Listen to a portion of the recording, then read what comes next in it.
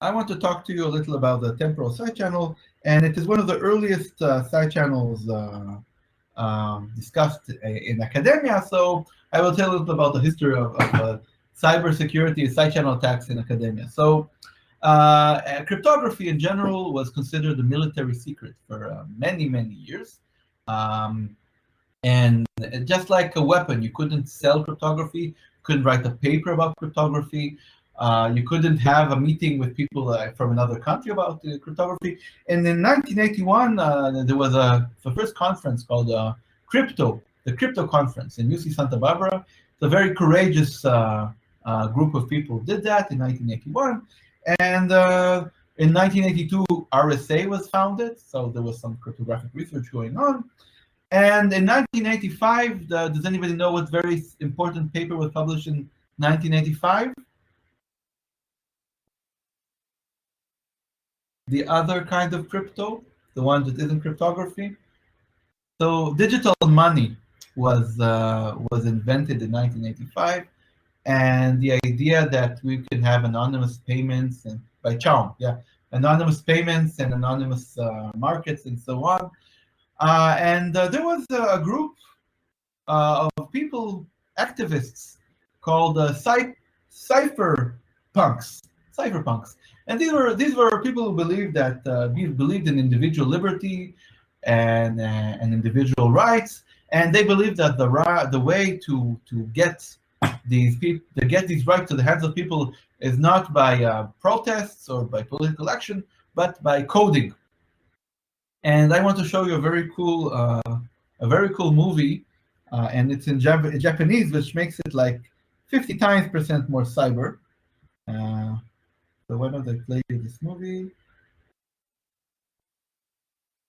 Yeah. Okay. So I'm going to open this movie for you now. You won't be seeing the entire thing.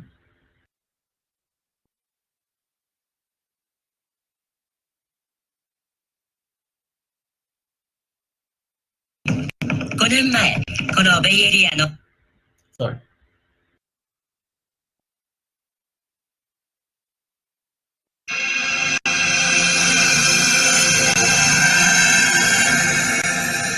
来るべき21世紀、国境を越えて情報が駆け巡る電子ネットワーク社会。その根幹を暗号が支えます。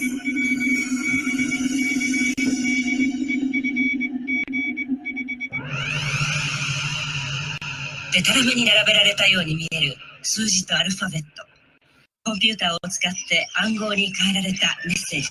Oh, you don't know Japanese? There's a subtitles button. You just press the closed captions on the right. I'm sorry, some of you. You're supposed to turn on the subtitles. Excuse me. So you need to do it yourself.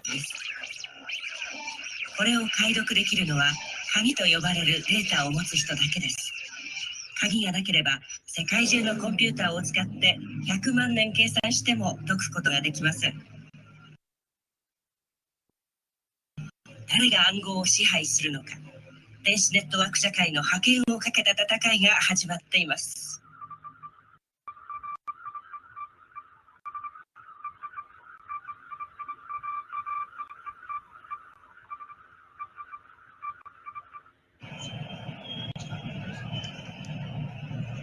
サンフランシスコ湾を囲むカリフォルニア州ベイエリア地区。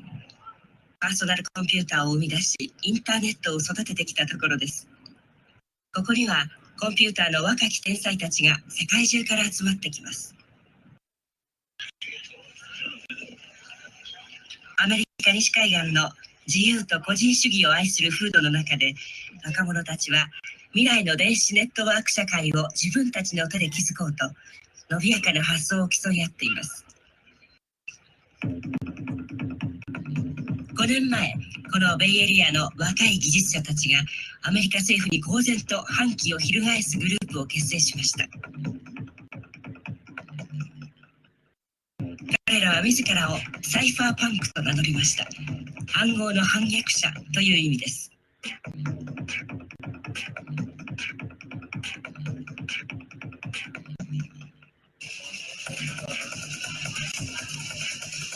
彼らは暗号技術に対する政府の規制に反発しました。このままでは彼らの目指す自由なネットワーク社会が実現できないと考え、政府と真っ向から対決する道を選んだのです。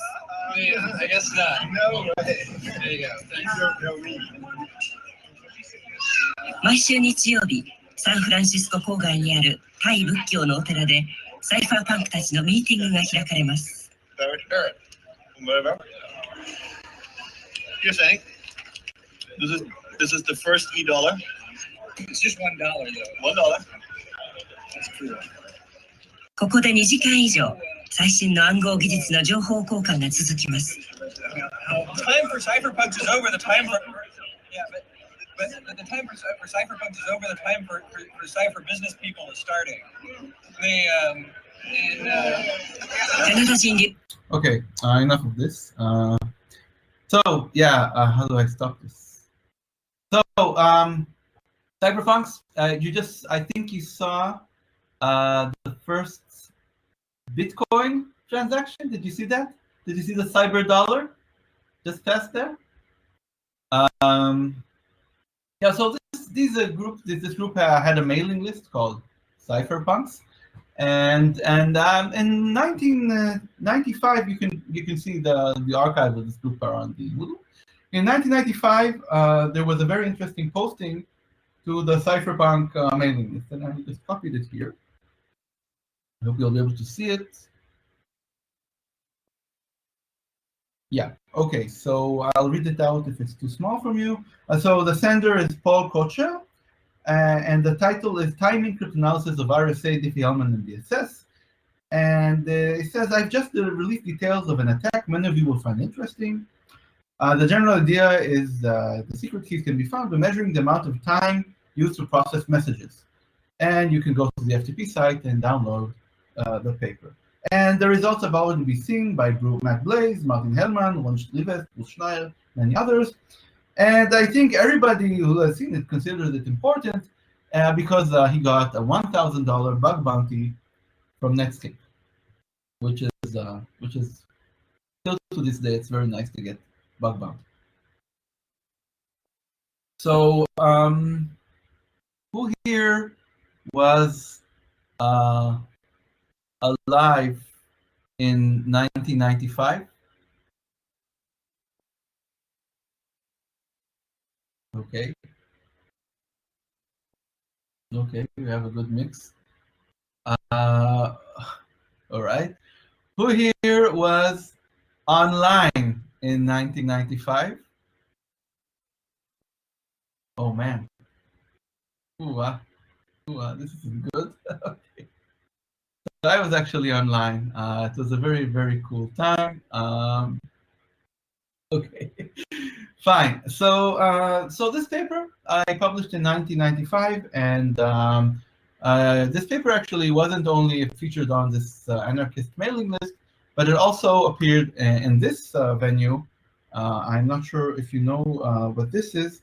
This is the front page of the New York Times from December 11th, 1995. And can you recognize this guy's very distinctive nose? Who knows whose this is? Whose nose is this? Not blank. The page is not blank. Maybe it is blank. Okay, so whose nose is this? Who has this very distinctive nose? This is, of course, Shimon Peres. He is completely not irrelevant to the lecture, but still he's on the front page of the New York Times. Why is he there? You can go to the webpage and find out. But you can see that actually Paul Kocher got to the front page of the New York Times, which is very interesting. It's not very common that cryptography gets to the front page of the New York Times.